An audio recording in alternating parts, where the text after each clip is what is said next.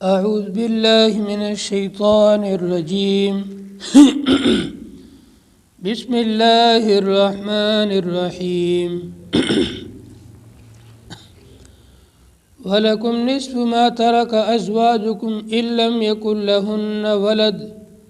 فإن كان لهن ولد فلكم الربع مما ترك من بعد وصية يوصين بها أو دين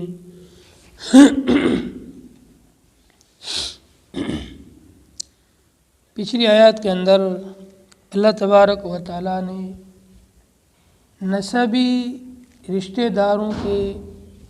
حصوں کو بیان فرمایا تھا کہ وراثت کے اندر جو نسبی رشتہ دار ہے ماں باپ اور اولاد، ان کا آپس میں رشتہ نسب کا رشتہ ہے۔ آج کی اس آیت کریمہ کے اندر اللہ تبارک و تعالی رشتہ زوجیت میاں بیوی کے حصے کو بیان فرماتے ہیں۔ اگر شوہر کا انتقال ہو جائے تو بیوی کو کتنا ملے گا، اگر بیوی کا انتقال ہو جائے تو شوہر کو کتنا ملے گا، ان کا حصہ بیان فرماتے ہیں۔ وَلَكُمْ نِصْفُ، اور تمہارے لیے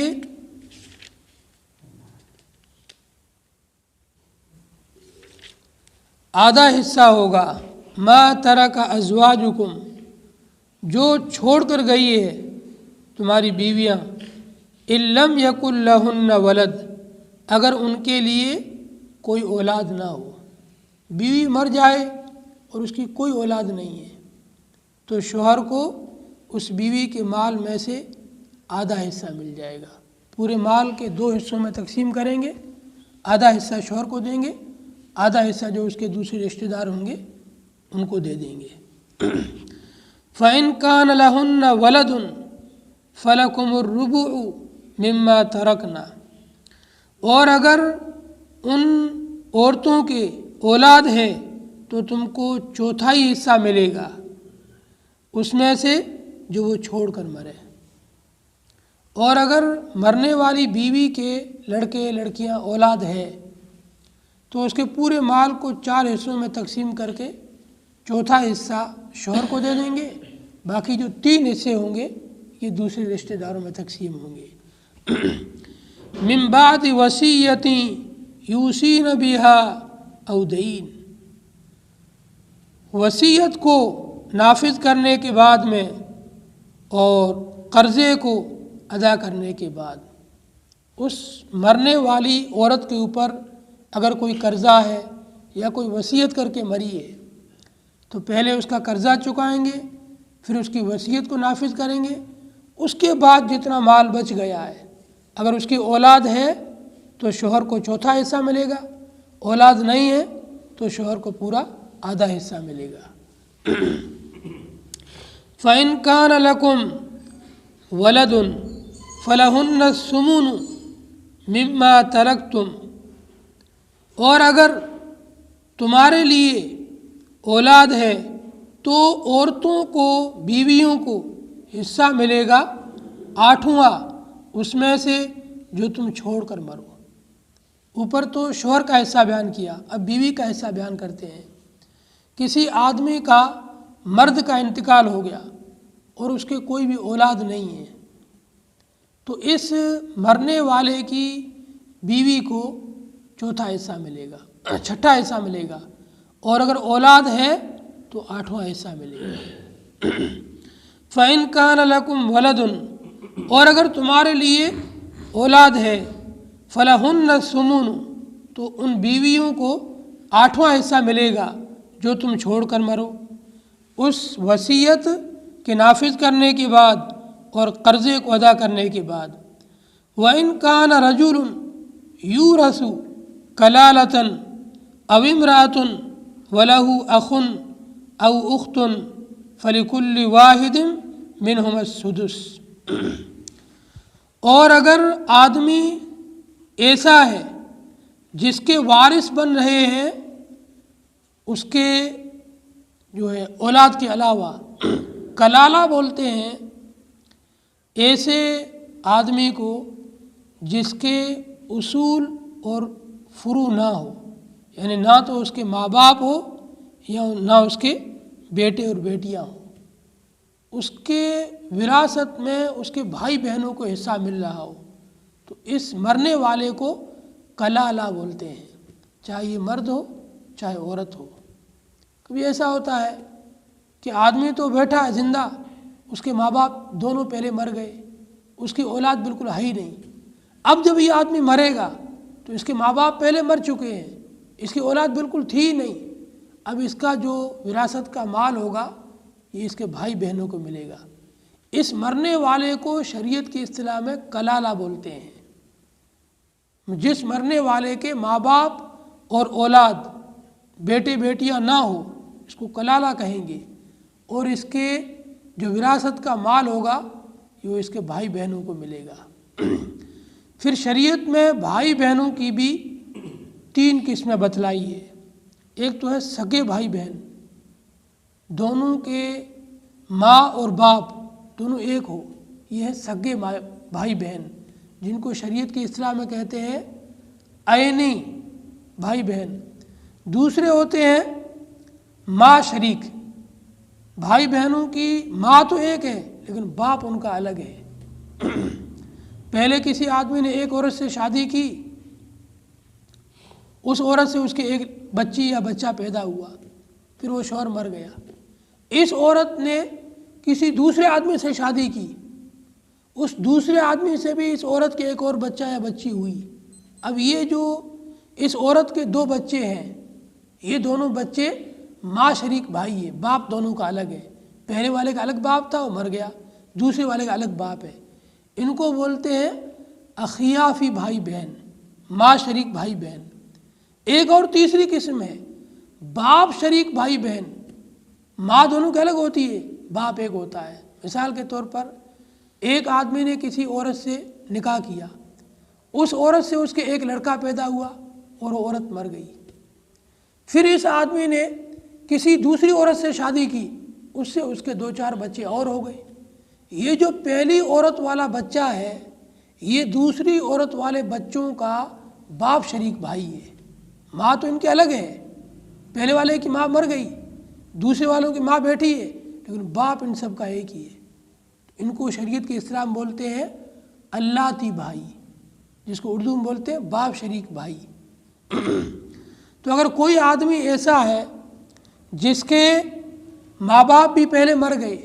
اولاد کوئی ہے ہی نہیں، تو اب اس کا جو وراثت کا مال ہے اس میں کون حقدار بنے گا؟ اس آیت میں جو بتلاتے ہیں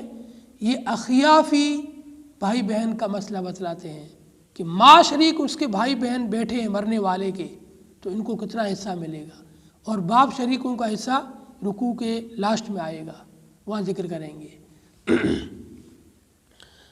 وَإِنْ كَانَ رَجُلٌ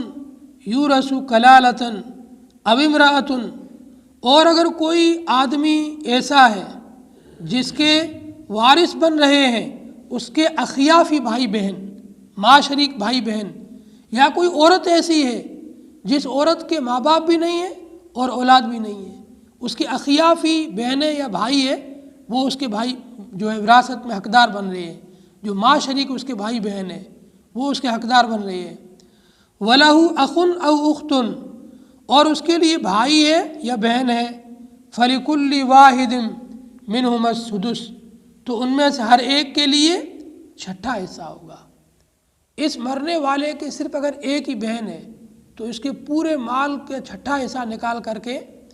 اس بہن کو دے دیں گے، بقیہ جو 5 حصے بچیں گے ان کو دوسرے رشتہ داروں پر تقسیم کریں گے۔ اور اگر اس کا بھائی ہے تو اس کو بھی 6واں حصہ ہی ملے گا، اور اگر ایک سے زیادہ ہے، 2 اخیافی بھائی بہن ہے یا 3 ہے 4 ہے، ایک سے جیسے ہی بڑھے گا پھر حصہ کم ہو جائے گا۔ فَإِنْ كَانُوا أَكْثَرَ مِنْ ذَلِكَ، اور اگر ایک سے زیادہ ہے، فَهُمْ شُرَكَاءُ فِي الثُّلُثِ، تو وہ سب کے سب تہائی مال کے اندر شریک ہوں گے۔ اور اگر ماں شریک بھائی بہن ایک سے زیادہ ہے تو اس کا مسئلہ یہ ہے اس مرنے والی عورت یا مرد کے جتنا مال ہوگا اس کو 3 حصوں میں تقسیم کریں گے۔ یہ جو تیسرا حصہ ہوگا اس میں ان سب کو تقسیم کر کے دے دیا جائے گا، تیسرے حصے کو 2 حصے بلکہ دوسرے رشتہ داروں کو ملیں گے۔ من بعد وصیت یوصی بہا او دین، وصیت کو نافذ کرنے کے بعد میں، او دین اور قرضے کو دینے کے بعد میں، غیر مضار، کسی کو بھی نقصان نہ پہنچایا جائے۔ اس مرنے والے نے اگر کسی کے ساتھ میں ظلم کیا ہو یا کسی کا حق کھا کے بیٹھا ہو تو پہلے اس کا حق ادا کریں گے۔ یہاں پر ایک مسئلہ لکھا ہے مفسرین نے کہ کسی آدمی نے بیوی کا مہر دیا ہی نہیں، مہر طے تو کر دیا تھا نکاح کے وقت میں، ٹال مٹول کرتا رہا، دوں گا دے دوں گا دے دوں گا، مر گیا۔ اب اس بیوی کا اس کے اوپر، شوہر کے اوپر مہر کا حق باقی ہے۔ سب سے پہلے اس کی کفن دفن کا انتظام، پھر اس کا قرضہ، قرضے کے بعد اب اس بیوی کا جو اس پر حق مہر باقی ہے، اس کا حق مہر دیں گے پہلے، اور پھر اس کے بعد اس کی وصیت کو نافذ کریں گے۔ پھر اس کے بعد میں اگر کچھ بچ جاتا ہے تو اس کے وارثوں کے اندر تقسیم ہوگا۔ فرمایا غیر مضار، کسی کو بھی نقصان نہ پہنچائے۔ نقصان اگر کسی کو پہنچ رہا ہے تو اس کی وراثت کو تقسیم نہیں کریں گے، پہلے اس نقصان کو ختم کرو، اس ضرر کو ختم کرو، اس کے بعد وراثت کی تقسیم چالو کرو۔ وصیۃ من اللہ، یہ اللہ تبارک و تعالیٰ کی طرف سے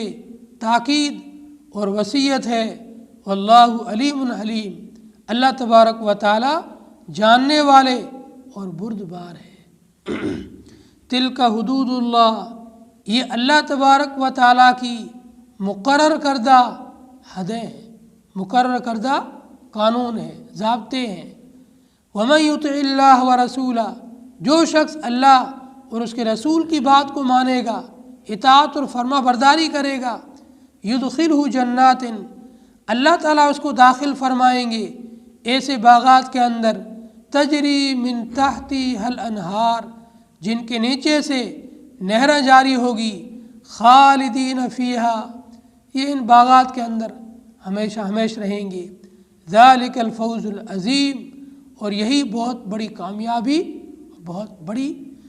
امید ہے۔ ومن یعص اللہ ورسولہ، اور جو اللہ اور اس کے رسول کی بات کو ٹھکرائے گا، نافرمانی کرے گا اور نہیں مانے گا، ویتعد حدودہ، اور اس کی حدود کو توڑے گا، اللہ کے قوانین کو چھوڑے گا، اللہ کے قانون کو توڑ دے گا، اللہ کے احکامات کی کچھ بھی رعایت نہیں کرے گا، یدخلہ نارا، اللہ تعالیٰ اس کو جہنم کی آگ کے اندر داخل کریں گے، خالدن فیہا، وہ اس آگ کے اندر ہمیشہ رہے گا، وَلَهُ عذاب مہین، اور اس کے لیے سخت ذلیل اور رسوا کرنے والا عذاب ہے۔